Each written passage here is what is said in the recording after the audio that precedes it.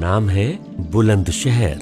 लगभग 200 साल पहले वहां पर खटाना साहब का परिवार रहता था।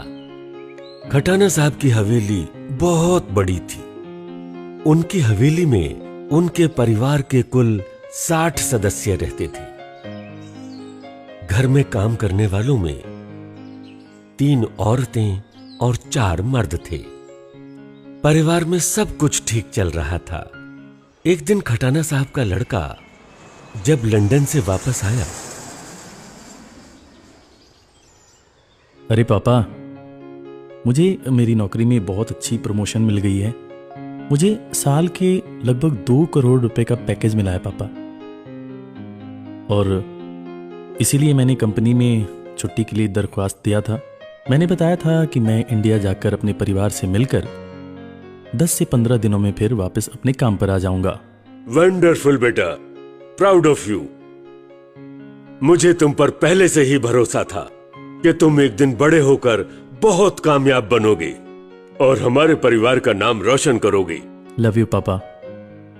यह आपके उसी विश्वास का कमाल है जिसने मुझे हमेशा मेहनत करने की प्रेरणा दी, और आज मैं जो कुछ भी कर पा रहा हूं उसके पीछे आपकी ही प्रेरणा है पापा।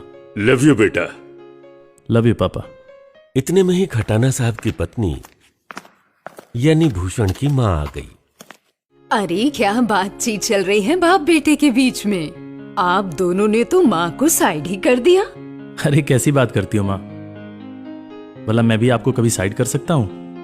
मैं ना पापा से अपनी दिल की बातें शेयर कर रहा था कि मुझे मेरी नौकरी में बहुत अच्छा पैकेज मिल गया है, तो मैं ना आप लोगों को एक छोटा सा गिफ्ट देना चाहता था।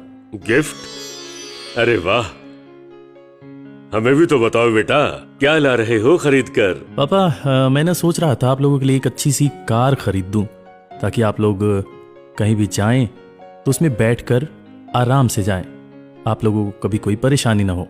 लेकिन बेटा, अभी अभी तो तुम्हारी नई नौकरी लगी है। मेरी समझ में फिजूल खर्ची करना ठीक नहीं रहेगा। तुम पड़ोस में जो खन्ना साहब रहते हैं उनकी कार क्यों नहीं ले लेते? वो यहाँ रहते भी नहीं और अभी 2 दिनों के लिए ही तो आए हैं। फिर वो वापस बांग्लादेश चले जाएंगे, तो इससे पहले कि वो जाएं, हमें वही कार ले लेनी चाहिए। तुम्हारी माँ बिल्कुल ठीक कह रही है बेटा। आखिर वो गाड़ी नई ही तो है। वो गाड़ी रखी हुई है और उसे चलाने में हमें कोई परेशानी भी नहीं है। लेकिन पापा, उस गाड़ी के नीचे आकर उस घर का एक नौकर तो मर गया था ना? अरे तुम भी कैसी बातें करते हो यार। इतना पढ़ लिख कर तुमने यही सीखा? तुम भूत प्रेत की बातों पर विश्वास करते हो? नहीं पापा, बस मेरे मन में शंका हो रही थी आप लोगों को लेकर कि आप लोगों को कोई दिक्कत ना हो, इस वजह से मैं बोल रहा था। खैर, अगर आपका मन है ही तो फिर वो कार आप लोग खरीद लें, मैं उसके पैसे दे दूंगा।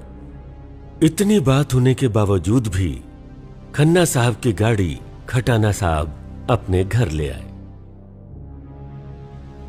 गाड़ी की सच्चाई ये थी कि उसी गाड़ी से दबकर घर के एक नौकर की मौत हो गई थी। उस गाड़ी में कोई इसलिए भी नहीं बैठता था कि वो एक भूतिया कार है। यहां तक कि आसपास के इलाके में भी ये अफवाह फैल गई थी कि वो एक भूतिया कार है, इसीलिए कोई उसे खरीद भी नहीं रहा था। लेकिन खटाना साहब उस गाड़ी को फिर भी अपने घर लेकर आए और उन्होंने अपनी पत्नी से बोला, अरे रीमा, आज मैं सोच रहा था कि आज लॉन्ग ड्राइव पर चलते हैं। अब तुम जल्दी से तैयार हो जाओ, हम निकलेंगे और घूम फिर कर कुछ घंटों में वापस आ जाएंगे। मुझे कुछ काम निपटाने थे, इस वजह से मैं जाना नहीं चाहती थी। अरे रीमा, चलो ना, जल्दी वापस आ जाएंगे, चलो। खटाना साहब अपनी पत्नी के साथ गाड़ी में बैठकर कहीं निकल लिए। शाम का समय था। बाजार आधे बंद थे, आधे खुले थे। वो अपना शहर पार करके एक जंगल के रास्ते किसी दूसरे शहर में जाने लगे। जैसे जैसे वो आगे बढ़ रहे थे, अंधेरा और भी घना होता जा रहा था। अगल बगल के जो पेड़ थे वो हिलते हुए दिख रहे थे। हालांकि खटाना साहब के मन में किसी तरह का कोई डर नहीं था, मगर उनकी पत्नी ने बस ऐसे ही पूछा, ए जी, वो भूषण जो बता रहा था कि इस कार से दबकर एक नौकर मर गया था, क्या ये बात सच है? ओ जी, उस वक्त तो मैं महके में थी ना। अरे रीमा, ये बहुत पहले की बात है, उसको गुजरे तो 2 साल हो गए। वैसे तुम्हें आज इस बात की याद कैसे आ रही है? मुझे ना पता नहीं क्यों बड़ा डर लग रहा है। तुम औरतों का भी बस यही होता है, खुद भी डरोगी, औरों को भी डराओगी। लेट्स ड्राइव, मैं स्पीड थोड़ी और बढ़ा रहा हूं और मजा आएगा। बहुत दिन हो गए मुझे तेज कार चलाए हुए। चलो चलते हैं। ये कहकर खटाना साहब एक्सीलेटर पर पैर रखते हैं और उसके बाद वो गाड़ी हवा से बातें करते हुए आगे भागती है। शहर से करीब 25 से 30 किलोमीटर दूर आगे आ चुके होते हैं। तभी रास्ते में एक बड़ा सा पत्थर दिखता है। खटाना साहब की गाड़ी की रफ्तार बहुत तेज थी। अचानक से सामने उन्हें एक और पत्थर दिखाई दिया। उन्होंने जोर से ब्रेक लगाया, मगर ब्रेक लगाते लगाते वो गाड़ी पत्थर के बिल्कुल पास जाकर रुकी। मगर ये क्या, जैसे ही पत्थर के पास पहुंचे पत्थर गायब हो गया था। ये देखकर खटाना साहब की पत्नी ने बोला, ये कैसी बात है खटाना साहब? मुझे तो बहुत डर लग रहा है। ये पत्थर अचानक से सामने आया और फिर अचानक गायब भी हो गया। वो क्या है नरीमा, जिस तरह की बातें हम करते हैं ना, उसी तरह की बातें हमें महसूस होने लगती हैं। मुझे लगता है वो जो तुमने भूत प्रेत की बातें की थी ना, उसी वजह से हमारे मन में कुछ ऐसा आ गया। वैसे वो पत्थर तो था ही नहीं। नहीं जी, आप प्लीज मेरी बात को मानो और वापस घर चलो। इससे आगे मैं नहीं जाऊंगी। ओके मैडम, ठीक है, वापस चलते हैं। ये कहकर खटाना साहब अपनी गाड़ी को पीछे की तरफ मोड़ते हैं और वो घर की तरफ वापस आने लगते हैं। जब वो घर वापस आ रहे थे, उनकी पत्नी खटाना साहब से बोली, ओ जी, आप प्लीज कार को तेज चलाओ, मुझे बहुत डर लग रहा है। अरे कम ऑन रीमा, तुम भी कैसी बातें करती हो। चलो चलते हैं। खटाना साहब की गाड़ी तेज रफ्तार से घर की तरफ जब लौट रही थी, तभी अचानक खटाना साहब के हाथ पर एक जोर से झटका लगता है और उनकी गाड़ी बगल में खड़े एक पेड़ से जाकर टकरा जाती है।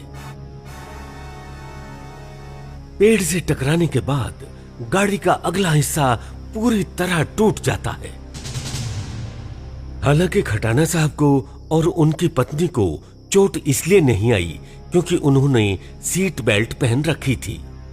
और जैसे तैसे वो गाड़ी से बाहर निकले और जो बगल से गाड़ियां गुजर रही थी उनसे मदद की गुहार करने लगे। आसपास बहुत सारी गाड़ियां गुजर रही थीं, मगर कोई मदद के लिए राजी ना हुआ। काफी देर बाद एक कार पास में आकर रुकी। उस कार में बबलू था। उसने खटाना साहब को पहचान कर खटाना साहब से बोला, अरे खटाना अंकल, आप और आंटी इतनी रात को यहाँ पर क्या कर रहे हैं? अरे कुछ नहीं बेटा, बस तुम हमें अपनी गाड़ी में बिठाकर हमारे घर छोड़ दो, बाकी बातें हम रास्ते में कर लेंगे। अच्छा अच्छा, ठीक है अंकल जी, आप आ जाओ पीछे। ये कहकर बबलू खटाना साहब और उनकी पत्नी रीमा को अपनी गाड़ी में बिठाता है और घर की तरफ जाने लगता है। रास्ते में बबलू ने पूछा, अंकल, आप दोनों इतने घबराए हुए क्यों हो? और मुझे तो ये जानकर हैरानी हो रही है कि आप दोनों इतनी रात को यहाँ क्या कर रहे हैं? अरे वो बबलू, वो पड़ोस वाले खन्ना साहब की गाड़ी हमने खरीदी थी। हालांकि लोगों ने बताया था कि वो गाड़ी भूतिया गाड़ी है, पर हमारी मत मारी गई थी बेटा। हमने किसी की एक न सुनी और उस कार को खरीद लिया।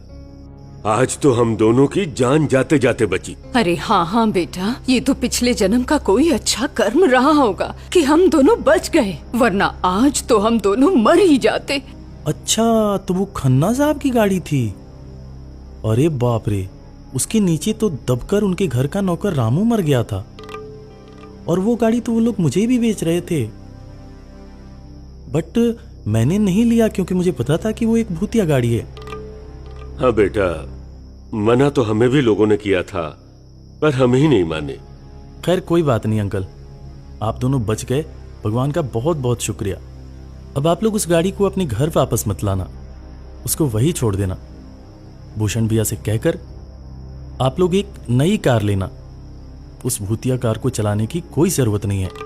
तुम ठीक कह रहे हो बेटा, अब हम उस गाड़ी को कभी वापस नहीं लाएंगे।